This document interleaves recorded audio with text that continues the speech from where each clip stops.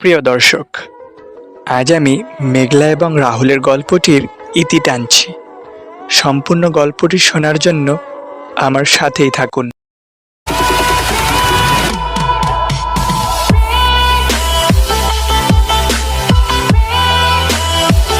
মেঘলা বলল, তুমি কখনো ভেবেছো আমরা এইসব আলো ছাড়াও অন্য কোথাও গিয়ে থাকতাম? রাহুল বলল, যেখানে তুমি আছো সেখানেই আমার আলো আছে। কিছুদিন পর মেঘলাকে একটি স্কলারশিপ নিয়ে বিদেশে যেতে হয় গবেষণার জন্য। এবারের সত্যিকারের দূরত্ব শুরু হয়। রাহুল বলে, যেও, কারণ ভালোবাসা মানে কারো স্বপ্নে বাধা না দেওয়া। মেঘলা বলে, আমি ফিরে আসব, কারণ ভালোবাসা মানে কারো পাশে ফিরে আসাও। রাহুল প্রতিদিন একটি করে চিঠি লেখে, কিন্তু পাঠায় না, শুধু জমিয়ে রাখে। মেঘলা মাঝে মধ্যে ভিডিও কলে বলে, তোমার লেখা পড়তে খুব ইচ্ছে করে। রাহুল হেসে বলে, তুমি ফিরে এসো, আমি সব চিঠি তোমার হাত তুলে দেব। 2 বছর পর এক ঝড়ঝড়ে বিকেলে রাহুলের দরজায় কড়া নাড়ে কেউ। সে খুলে দেখে মেঘলা দাঁড়িয়ে, হাতে একটা পুরনো খামে বাঁধা রাহুলের চিঠিগুলো। আমি তো ফিরেই এসেছি, এবার তোমার পালা। ভালোবাসাগুলো একটু পরে শোনাও না। ভালোবাসা কখনো শেষ হয় না, এটা কেবল রূপ বদলায়, চিঠি থেকে স্পর্শে, অপেক্ষা থেকে পাশে থাকায়। মেঘলা আর রাহুল শেষমেশ বিয়ে করে নেয়। বিয়েটা ছিল খুবই সাধারণ, একটা ছোট্ট হল ঘরে, কাছের বন্ধুবান্ধব আর পরিবারের মানুষদের সঙ্গে।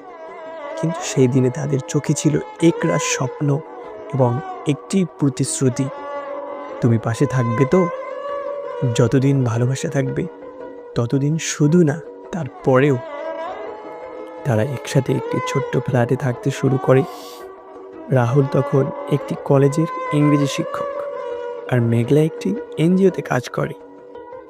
সকালে ব্রেকফাস্টের টেবিলে ছোট্ট ঝগড়া, সন্ধ্যায় একসাথে ছাদে বসে চা খাওয়া, এই ছোট্ট ছোট্ট মুহূর্তগুলোই হয়ে ওঠে তাদের জীবনের নতুন গল্প। কিন্তু সময় চিরকাল সমান থাকে না। কাজের চাপ, সংসারের খরচ, ক্লান্তি, সব মিলিয়ে এক সময় অনুভূতি কিছুটা থমকে যায়।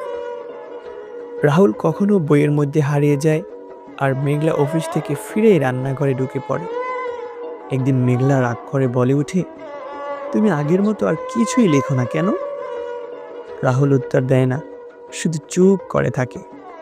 তবে রাতে চুপি চুপি সে খাতা খুলে দেখে, ভালোবাসা এখন আর কবিতা নয়, এখন এটা হচ্ছে ভেজা কাপড় মেলানো, অফিস থেকে ফেরত ক্লান্ত চোখে এক কাপ চা বাড়ানো, তুমি বলো না বলো, ভালোবাসি আমি। একদিন তারা জানতে পারে মেঘলা মা হতে চলেছে।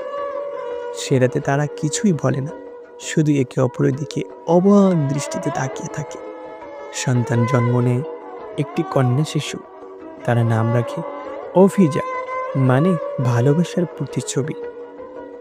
অভিজার কান্না, হাঁটা শেখা, প্রথম মা বলা, সব কিছুতেই নতুনভাবে আবার প্রেমে পড়ে তারা। রাহুল আবার কবিতা লেখে, এবার মেয়েকে নিয়ে। মেঘলা বলে, তুমি বদলে যাওনি, বরং ভালোবাসা অন্য রূপে এসেছে। রাহুল হাসে, ভালোবাসা এখন 2 হাতে ছোট্ট একটা মানুষ ধরে রাখে। বছর পেরোয়, চুলে সাদা রং, চশমার পেছনে চোখের দৃষ্টি ম্লান হলেও রাহুল আর মেঘলার ভালোবাসা উজ্জ্বল থাকে। রাহুল একদিন বলে, তুমি জানো, আমি আজও চিঠি লিখি, শুধু পাঠাই না, জানি তুমি সব পড়ে ফেলবে আমার চোখে। মেঘলা মৃদু হেসে বলে, তোমার চোখ আমার সবচেয়ে প্রিয় কবিতা। শেষ বয়সে তারা গ্রামের বাড়িতে ফিরে আসে, সেই সুন্দরপুরে। সেই নদী, সেই পাঠাগার, সেই বিকেল, সব আবার ফিরে আসে তাদের জীবনে। একদিন অভিজয় এসে দেখে বাবা মা দুজনেই নদীর পাশে বসে আছেন, চুপচাপ, হাতে হাত রেখে, চোখে এক টুকরো শান্তি নিয়ে। এক চিঠি রাহুল রেখে গিয়েছে অভিজার জন্য, ভালোবাসা শুধু মা বাবার গল্প নয়, তোমার জীবনেও হবে। যদি কখনো প্রশ্ন করো ভালোবাসা কি, দেখো কিভাবে আমি চুপ করে থেকেও তোমার মাকে বুঝে ফেলতাম। ভালোবাসা হলো শব্দহীন একটা ভাষা যা শুধু অনুভব করা যায় কিন্তু বলা যায় না।